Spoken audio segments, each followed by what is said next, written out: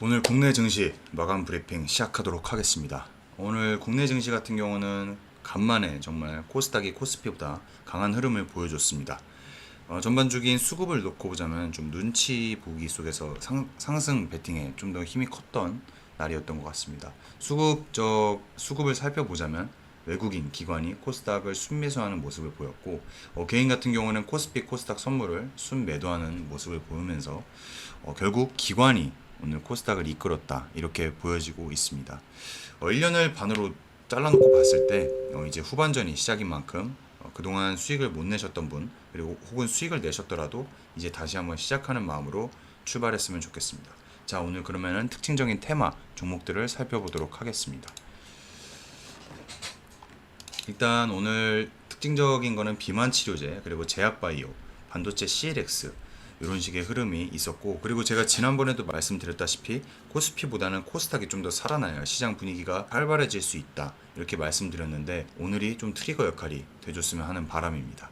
자, 그러면은 오늘 그럼 종목을 살펴보자면, 비만 치료제에서는 펩트론이 대장 역할이었고, 주도주 역할은 인벤티지랩이 해주는 모습이었고요. 반도체 CLX 같은 경우는 네오셈이 시가가 좀 높게 뜨면서 정강 후약의 모습을 나타냈고, 나머지들도 차차 상승하면서 윗꼬리를 달아주는 모습이었습니다. 화장품도 마찬가지로 전체적인 상승 랠리를 보여줬고요.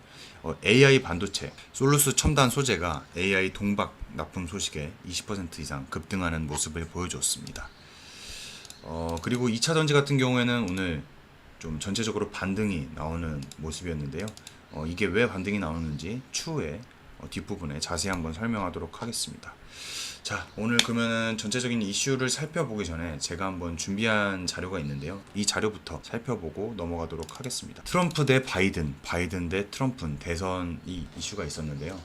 이게 제가 타임스퀘어에서 준비해온 자료입니다. 왼쪽이 이제 투표 이후에 바이든을 지지하는 구역이고, 오른쪽이 이제 트럼프를 지지하는 거를 나타내는 건데, 딱 보기도 모두 다 트럼프를 지지하고 있죠. 이뿐만 아니라 현재 바이든 민주당에서 이제 대통령 후보로 교체돼야 된다라는 소식까지 나오면서 여론이 많이 좋지 못하고 바이든의 입지는 줄어들고 있다 이렇게 말씀드릴 수 있겠고, 반대로 얘기하면 트럼프의 입지는 좀 더 올라가면서 관련주들이 움직이는 모습을 보여주고 있다 이렇게 정리할 수 있겠습니다.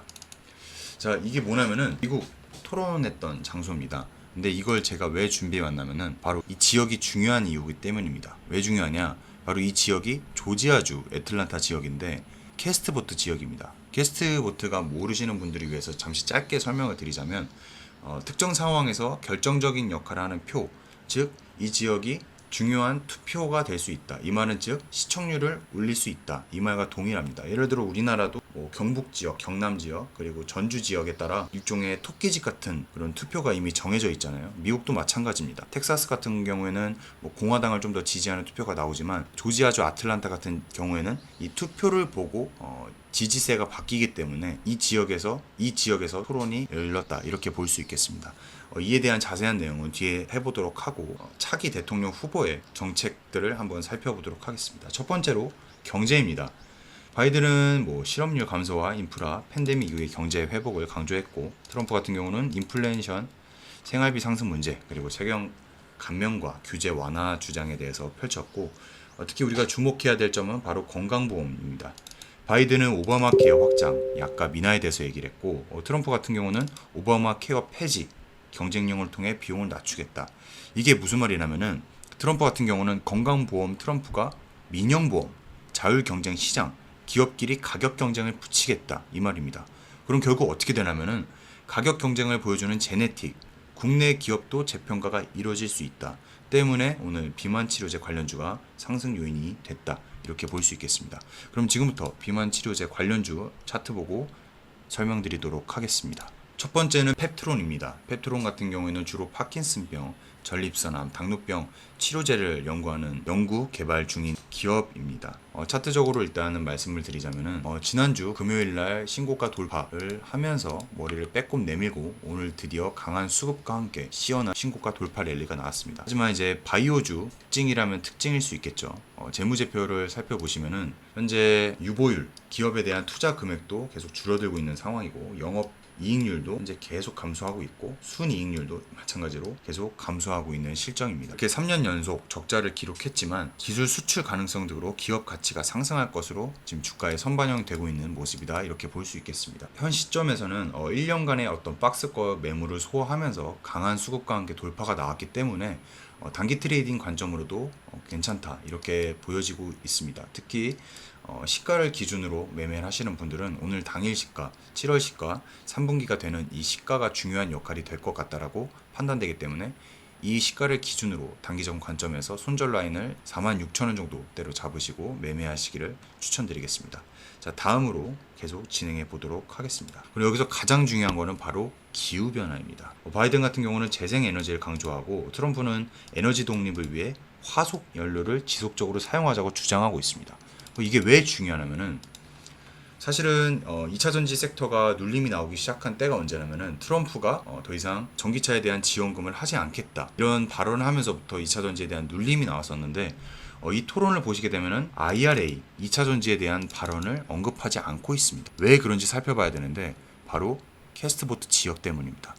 위스콘신, 펜실베니아, 미시간주가 바로 IRA의 혜택을 받는 지역인데 만약에 트럼프가 이에 대해서 부정적인 발언을 하게 되면 투표는 당연히 바이든 쪽으로 몰릴 수밖에 없고 트럼프는 이에 대해서 입을 닫을 수밖에 없습니다. 마찬가지로 가장 큰 피해를 본 게 2차전지였습니다. 더 이상 발언이 언급되지 않고 주가적인 위치를 봤을 때 바닥이다 싶어서 오늘 전체적 2차전지가 반등세가 나왔다, 이렇게 보여지고 있습니다. 2차전지 어떤 종목을 살펴봐야 되는지 말씀드리도록 하겠습니다. 바로 대주전자 재료입니다. 현재 테슬라의 배터리를 공급하는 기업이죠. 코로나 이후에 쉬지 않고 1600%가 이상 달리고 있는 그런 차트의 흐름을 볼 수 있습니다. 여기서 월봉 차트를 보게 되시면은 3년간의 이 박스권을 돌파하면서 오늘 3분기 시작하는 시가를 아래꼬리를 살짝 달면서 다시 한번 또 신고가를 갱신하는 모습입니다. 아까 펩트론과 비슷한 유형의 차트 모습을 볼 수 있겠습니다. 지난 2분기 막바지 때는 돌파 매매를 하기에는 좀 장이 좋지 않은 실정이었는데 강한 거래량과 함께 수급이 돌아온다면 16만원 이 부근에서 돌파 매매를 들어가거나 아니면은 눌림이 왔을 때 잡아보는 것도 괜찮다고 보여집니다. 박스권 매매를 좋아하시는 분들은 이 박스권에서 매매를 하시고, 만약에 이후에 오늘 또 흐름을 지켜봐야겠지만 주가가 하락하면서 이 부근에서 눌림으로 잡아볼 수 있다, 이렇게 보여지고 있습니다. 그럼 나머지 종목들 살펴보고 오늘 브리핑 마감하도록 하겠습니다. 오늘 AI 반도체 섹터였죠. 솔루스 첨단 소재입니다. 오늘 수급이 강하게 들어오면서 5천억 이상이 터지면서 SK 하이닉스보다 더욱 우위를 점령했던 차트입니다. 현재 AI 관련주가 진짜 반도체가 열풍인 만큼 어떤 외국인 수주의 어떤 계약이 체결되면은 이렇게 계속 주가가 날아가는 경향이 있는데, 특히 7월 달에 시작되면서 2분기에 대한 실적 발표라든지 나오는 시즌이기 때문에 더 눈여겨봐야 될 종목이라고 볼 수 있겠습니다. 현재 3월 20일 날 바닥권을 탈피하면서 이제 추세 초기 상승 모습을 보였다가 이후 거래량이 줄면서 다시 한번 오늘 강한 돌파 흐름이 나왔습니다. 30분 봉 차트입니다. 아직 계속 매수세가 들어오면서 매도세는 아직 다 나가지 못하는 양상을 띠고 있기 때문에 지속적인 관점이 있을지 한번 눈여겨봐야 될 것 같습니다. 하지만 이 위쪽에 아직 매물대가 부딪힐 수 있기 때문에 25,000원에서 27,000원 부근을 강하게 넘기지 못한다면은 윗꼬리로 판단하고 추격 매수는 하지 않는 것을 추천드리도록 하겠습니다. 자, 오늘 그러면 시황 마감 브리핑은 여기서 마치도록 하겠습니다. 오늘 하루도 고생하셨습니다. 감사합니다.